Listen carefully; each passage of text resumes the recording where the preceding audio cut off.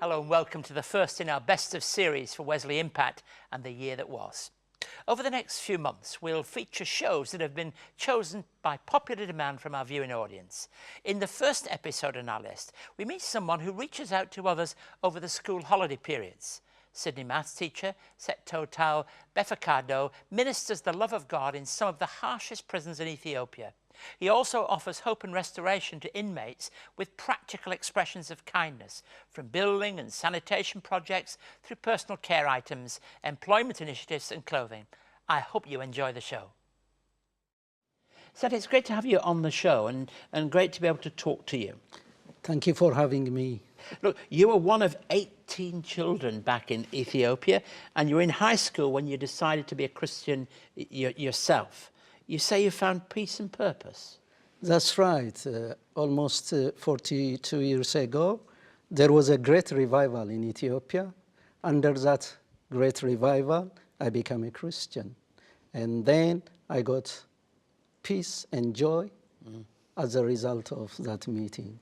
And you moved to Australia, and you reflect upon your times in Africa, and you say you attended church meetings for 8 years in Ethiopia, and you say God opened the door for you to come here. That's absolutely true. What happened was I came here to do theological training. When I finished my theological training, then I was going to go to Ethiopia, but at that time it was a communist government. Therefore I couldn't go back. So what I did was to continue my study, and I applied for applied mathematics, and I became a teacher. Do you think it's because your father was a prison official that you found it easier to volunteer to help people in prisons? I'm not sure, but I think by God's providence, probably that might be the case when I realize it now. And you had this passion in your heart. Was it building for some time to return to your homeland and help those who were in prisons? Did it build up or happen all of a sudden? What happened is, around 15 years ago, I went to Ethiopia just to meet with church leaders, and I talked to them, and they had a lot of problems. When I heard that problems, I was overwhelmed, and I was confused what to do. And one lady, she came to the school that I was teaching, and she was talking about starfish story, and that story hit me. And then now I said, I have something to contribute, like Jesus talking to his disciples. What do you have in your hand? 5 loaves and 2 fishes. So that's what I am trying to do. So let's just hold it there before we share more about that mission work and how it all grew into something today. Let me introduce you at this point to Matt Dolan. He's a contemporary Australian singer, songwriter, worship leader and speaker. He has a real passion to see the truth and love of God revealed and lives changed. He's chosen to sing his current single to tie in with Seth's journey. It's called Help Is On The Way.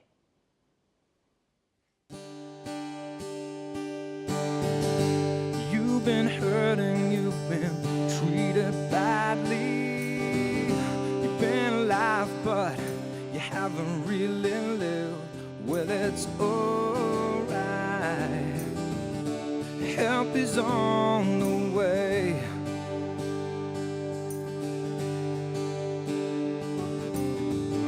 And all those times when you just held on, and all those times when you couldn't let go, well, it's alright.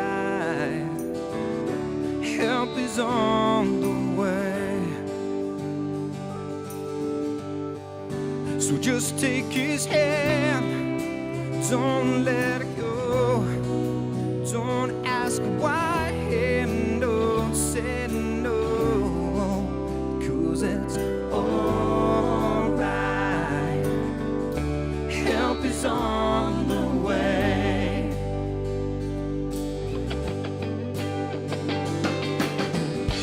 You've been needed, but you haven't been wanted. You've been pushed aside and made to pay, but it's alright. Help is on the way.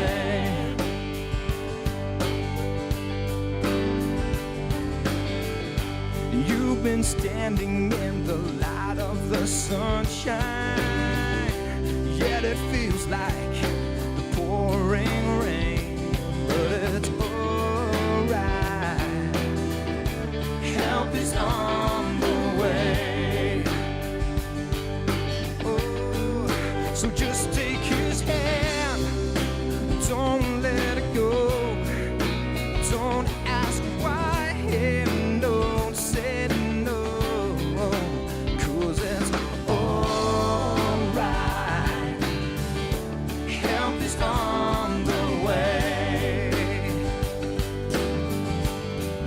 So just take his hand, don't let it go. Don't ask why, and don't say no, 'cause it's alright. Help is on the way.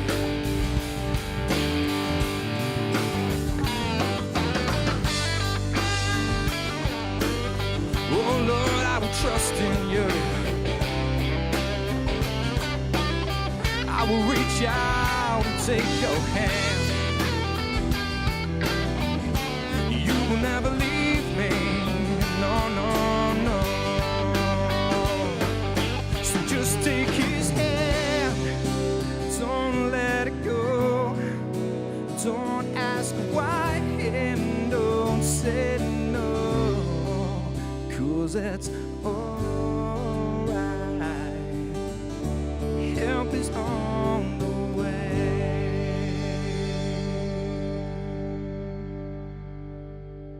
To commemorate 200 years of faith and pioneering care in Australia, Wesley Mission has released a publication documenting its work in the community.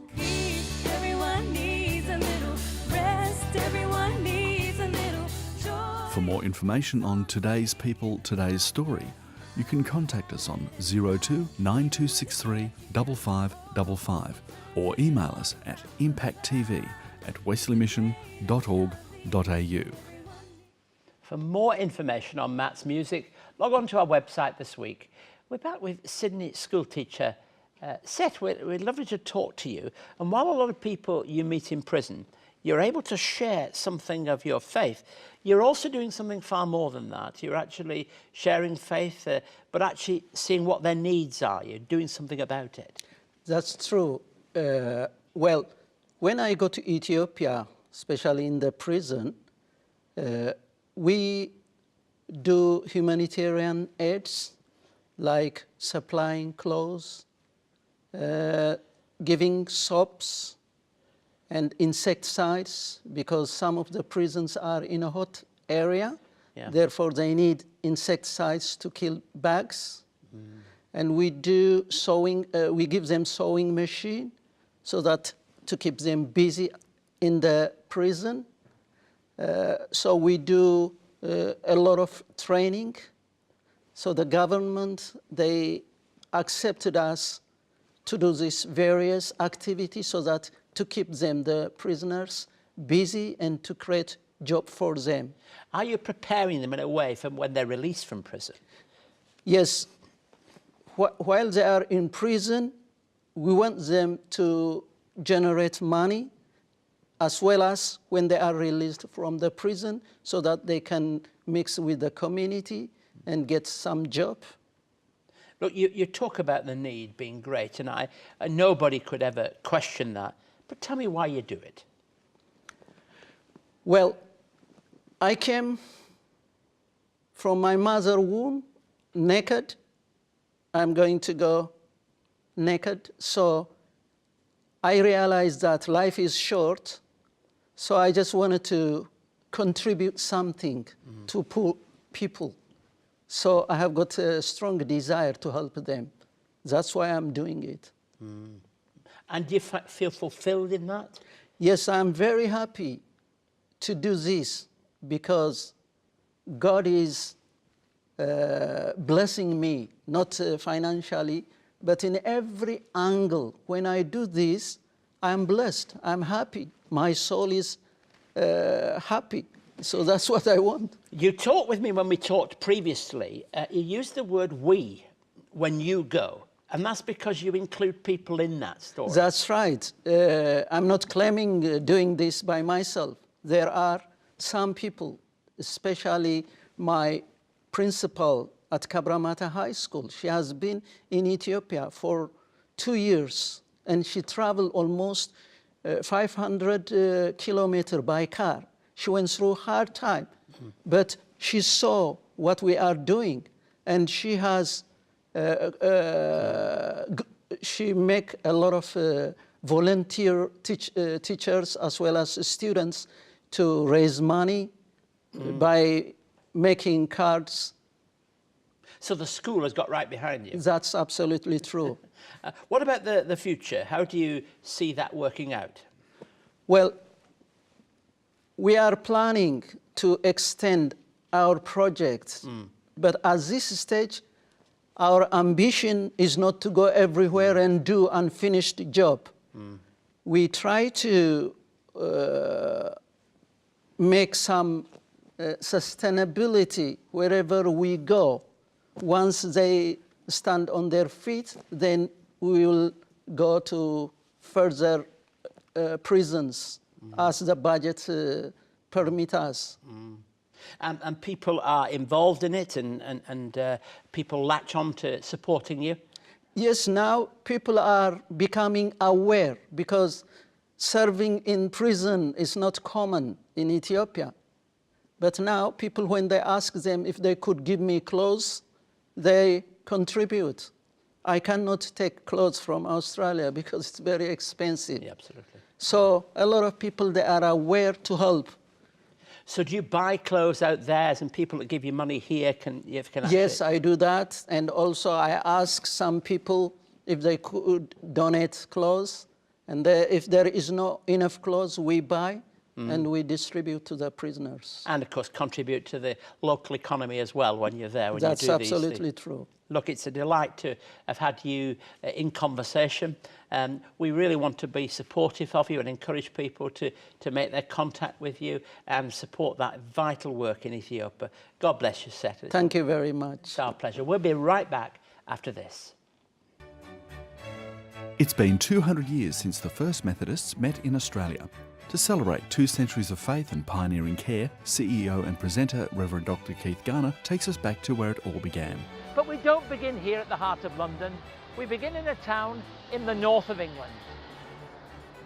In this fascinating narrative, Reverend Garner chronicles the history of the life and times of the founder of Methodism, John Wesley. This fresh and thought-provoking documentary takes us on a journey throughout the United Kingdom, beginning in John Wesley's hometown of Epworth. John Wesley was born here on the 17th of June, 1703. This 1-hour DVD travels onto his education years and beginnings of social justice in Oxford, to his final years in London. For more information on John Wesley, the man and his mission, call 02 9263 5555 or email us at impacttv@wesleymission.org.au. There is a great need for love and a listening ear everywhere. Like our guest today, the pastoral work of Wesley Mission extends support and friendship to the lonely, lost and broken. Let's take a look at a day in the life of some of the members of our team. Well, I work for Wesley Mission, specifically the International Congregation. My primary role is as the youth pastor of the high school and university youth group of the International Congregation. And my role there is to do everything that I can to encourage and inspire the students to love God and honour Him and to love people. I love the work that I do because I love seeing transformed lives. When I meet people who don't really have a sense of hope in their lives and they discover hope in Christ, there's no greater thing to experience than to see that happening.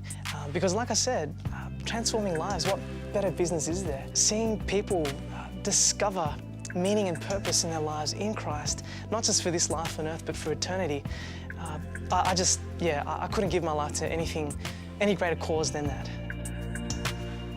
Although Wesley Mission has a lot of community work and activities that it does, the spiritual aspect is absolutely key to everything that we as a pastoral team do, but also the greater Wesley Mission. For us as a pastoral team, it's integrated into all of our activities. It's what motivates us, it's what guides us. It's our ultimate aim to honour and love Christ and to love people. And I'm pretty sure and pretty confident that's what's central to why Wesley Mission does what it does. I work with Wesley Mission in aged care services as a chaplain. My particular focus is in Wesley home care services, inner west and western Sydney. I'm part of a team, so that means that we have other staff who are carers and coordinators who organise programs for the aged so they can age at home rather than going to care. This is my friend Maureen. I met Maureen about 2 years ago at a home care Easter function, and she came up to me at the end of the service and she said, "I'm Maureen, I look pretty good, but I'm actually not. Why don't you come and visit me?" And for the last 2 years it's been my pleasure to actually get to know her, a bit about her life, a bit about the struggles, and a great deal about the inspiring way that she lives and overcomes the handicaps that she's got. And it says that at times I'm quite isolated because if it's really hot, I can't go out, I don't have a car. If it's pouring rain, I don't go out because I don't want to get sick from being wet. And so, yeah, it's really good to have someone to just know that, you know, they're there and you can talk to them and that you can talk about anything. It doesn't matter what it is. Good things, bad things, emotional things, or, you know, if you're having a bad day, you can just get it off your chest and be done with it. So, to me, Gail's very important in my life, as a chaplain, but as a friend.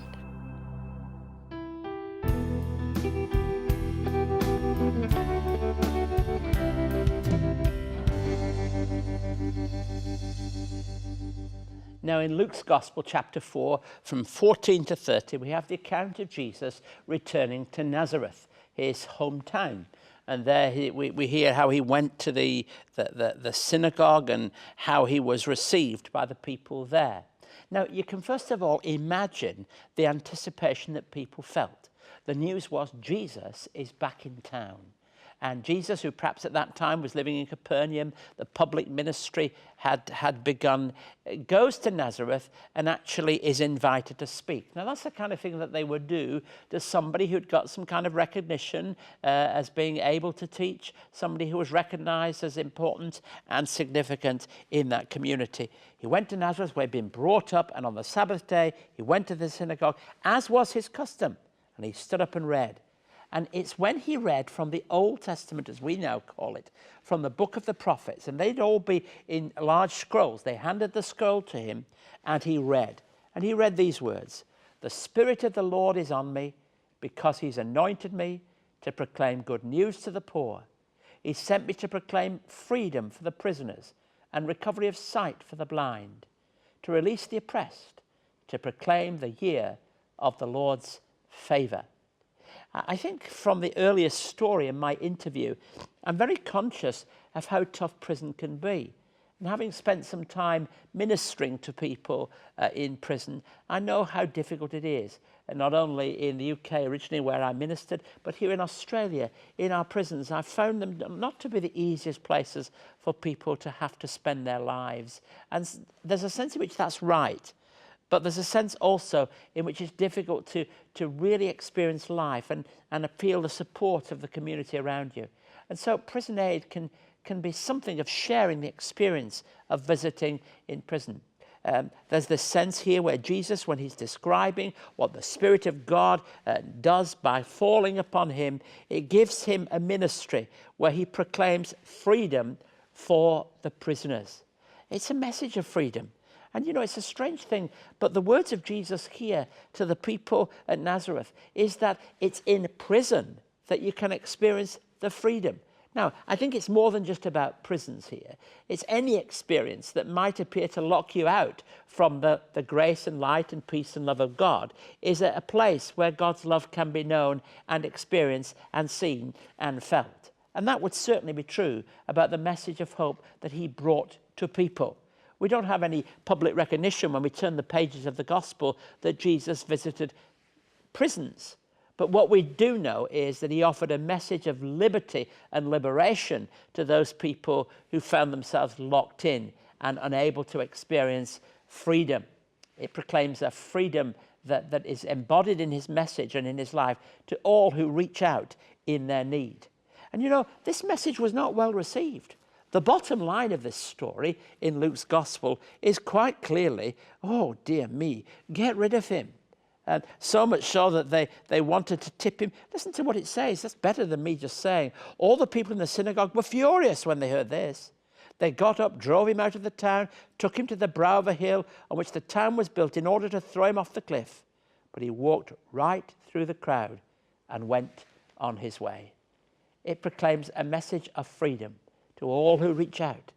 And that message may not be understood by everybody, may not be accepted by everybody, but it's the message that is the message of Christ to every one of us. Just as our brother knows what it is to go to Africa and to have the support of his school and his friends and his colleagues, when he goes into that place, he has to go alongside particularly men, the people that he ministers to in that prison context, alongside men who know what it is to have been rejected by their society and locked up. The only way we can handle what you've done is to lock you up and away from the rest of us. And in their context, this will be tough stuff. But in that context, God reaches out through the help of people who reach out like our brother, offering supplies, offering resources to make it possible to live life in a fuller way. Jesus offers freedom to every one of us. Our prison may not have bars on it. It may not be something that has security officers walking around and making sure the doors are locked at night. But whatever prison it is, whether we're imprisoned by our fears, imprisoned by our own actions, imprisoned by the circumstances in which we find ourselves, we can find that message of freedom. It's a message that is, if you like, Jesus spells freedom. He spells freedom to you. He spells freedom to me. And it's possible to be perhaps the freest of all people in having all the things we want around us. But deep down, we're locked in. The bolts are on the door. We can't find our way out. Well, if that's where you are today, reach out, because God is reaching out to you. And as your hand reaches his, they join together. They touch at a vital intersection. It's an intersection of hope, an intersection of peace. And at that point, we can say for sure that it offers real hope. If you would like to know more about today's topic, or for more on Keith's message, contact Keith by writing to Wesley Mission, Post Office Box A5555, Sydney South 1235, or email impacttv@wesleymission.org.au. Many thanks for joining us today. We leave you with West Coast Eagles chaplain Paul Morrison singing a song inspired by the club's work in Cambodia. His song, Picking Up the Pieces, has helped to raise over $50,000 to build a school in Koh Kong province. Until next week, goodbye and God bless you.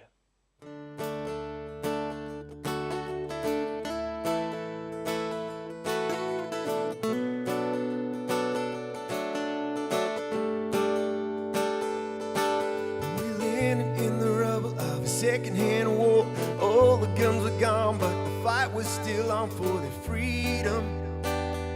They were still bleeding, picking up the pieces of a man gone mad. We didn't have the answers, but we gave what we had for the broken. We joined them in hoping. So tell me how I can be strong for you. Breaking my heart, there must be something we can do. 'Cause you have shown me now you can be brave for me. So brother, let me put my hand in yours as we're picking picking up the pieces.